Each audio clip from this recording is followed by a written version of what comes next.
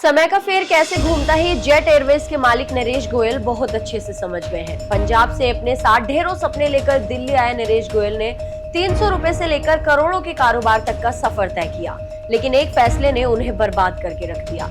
सस्ते दाम पर हवाई सफर करवाने वाले जेट एयरवेज की बर्बादी की शुरुआत नरेश गोयल के सिर्फ एक फैसले से हुई। दिल्ली के कनॉट प्लेस में ट्रेवल एजेंट के तौर पर काम करने वाले नरेश गोयल महीने का 300 रुपए कमा लेते थे। अपने दम पर उन्होंने साल 1993 में जेट एयरवेज की शुरुआत की। नरेश गोयल ने अपनी पत्नी के साथ मिलकर साल 1993 में जेट एयरवेज की स्थापना की।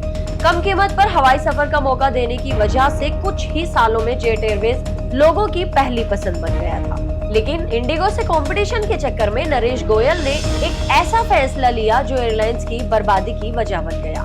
300 रुपए कमाने वाले नरेश गोयल ने अपने दम पर करोड़ों का साम्राज्य खड़ा किया, लेकिन फिर अपनी ही गलतियों से जेट एयरवेज को डुबा भी दिया। आपको जानकर हैरानी होगी कि जेट एयरवेज की बर्बादी की कहानी की शुरुआत सिर्फ 1 रुपए की वजह से। साल 2015 में जेट एयरवेज ने प्रतिद्वंदी एयरलाइन इंडिगो से मुकाबला करने के चक्कर में टिकट के दाम गिराने का फैसला किया। इंडिगो के मुकाबले जेट एयरवेज का किराया 1 रुपए प्रति किलोमीटर ज्यादा था। नरेश गोयल ने इस अंतर को खत्म करने के लिए अपने टिकट सस्ते कर दिए।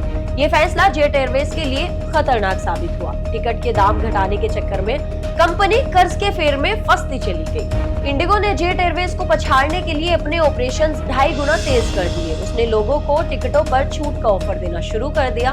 जेट एयरवेज पर कर्ज का बोझ बढ़ता ही चला गया।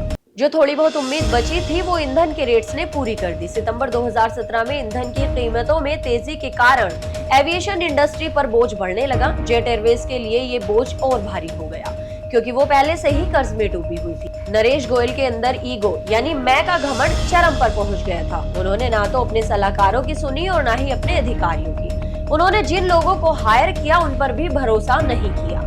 मैं का घमंड इतना ज्यादा था कि मना करने के बाद भी उन्होंने टिकट के दाम घटा दिए।